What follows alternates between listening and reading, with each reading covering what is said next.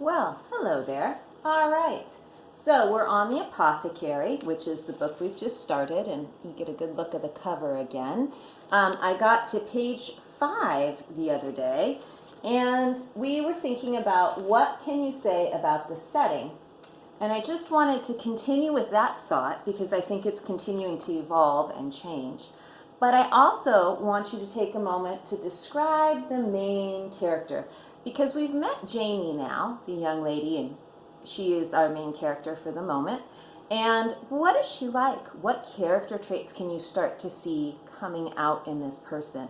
Because as we develop our setting and our character, it helps us understand where maybe the story or the plot is going, and it might lead us to a problem. So we're just taking it all in right now. You might want to draw a picture of the character. They had a very strong description at the beginning about how she was walking like Katharine Hepburn. You might want to look up Katharine Hepburn and see who that woman was. Anyway, they'll describe her again and again, I believe. So pay attention to that, and here we go. I'm going to maybe repeat a little bit just to help us stay on track. On the way home, I practiced walking like Katharine Hepburn, striding along with my shoulders back. I wore trousers whenever I could, and my favorites were bright green sailor pants with 4 big buttons and flared legs. They were worthy of Hepburn as the cuffs swished along. She was my favorite movie star, and I thought if I could walk like her, then I could feel and be like her. So sure and confident, tossing her head and snapping out a witty retort. But I didn't want anyone to see me practicing Hepburn walk. So at first, the sensation of being watched only made me embarrassed. When I looked over my shoulder and saw nothing but the ordinary traffic on Highland Avenue, I hugged my books, rounded my shoulders, and walked home like an ordinary 14-year-old girl. Then there was a day when I had the watched feeling and looked back and saw a black sedan cruising more slowly than the rest of the traffic. I could have sworn it was driving at exactly the speed I was walking. I sped up, thinking that Kate Hepburn wouldn't be afraid, and the car seemed to speed up too. Panic rose in my chest.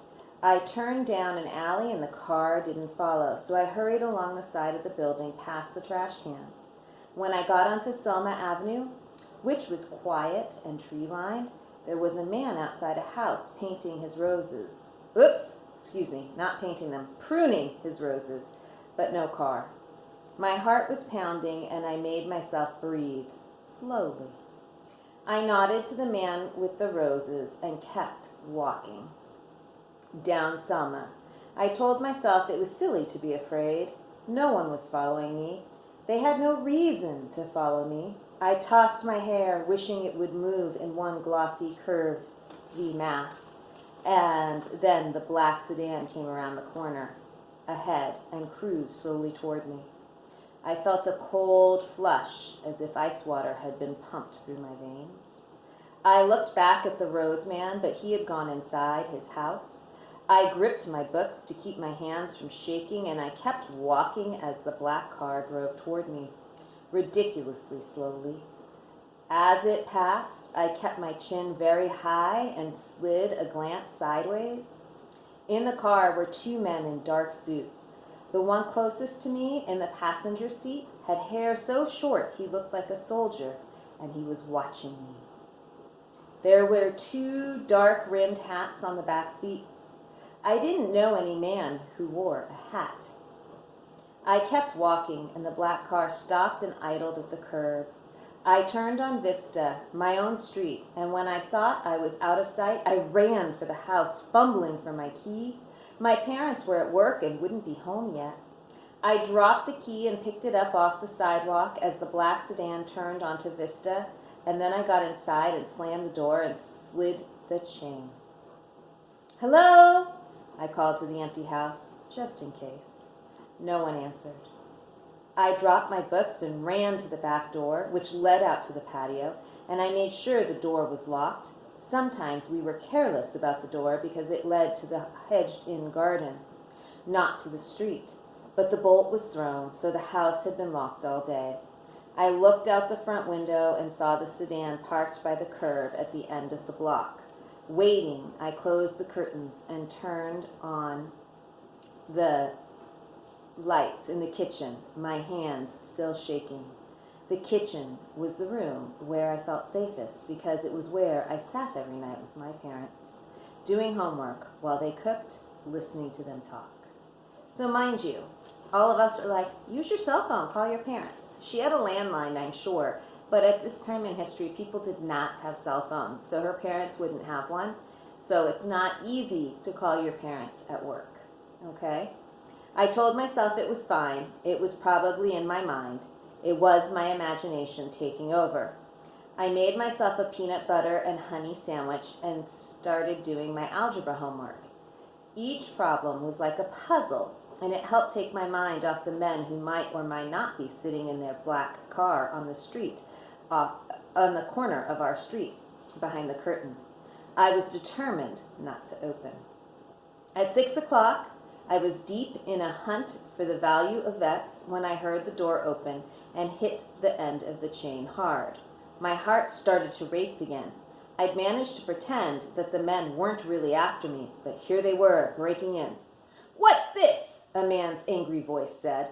Then I realized the voice was more annoyed than angry, and then I realized it was my father's. "Janie," he called, more alarmed now than annoyed. "Are you here? What's going on?"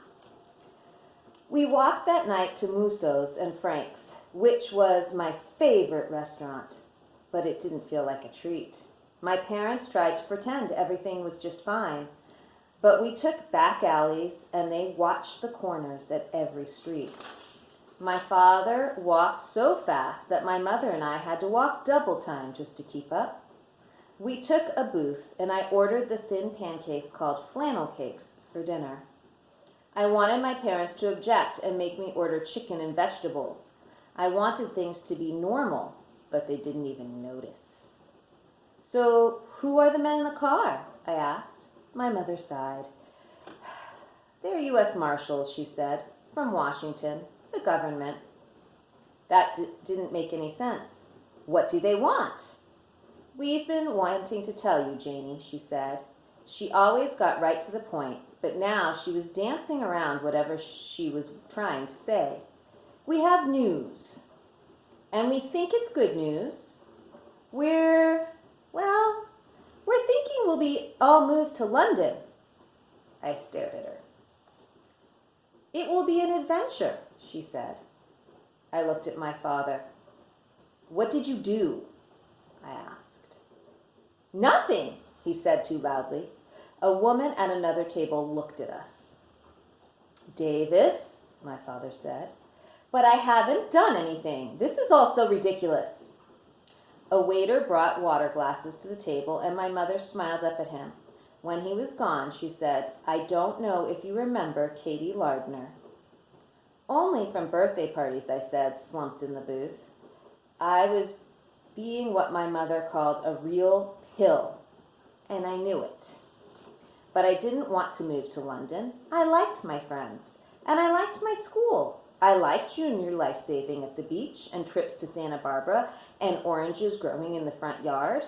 I liked everything except being followed by men from Washington for whatever my parents had done. "The Lardners moved to Mexico," my mother said, "because her father became a target.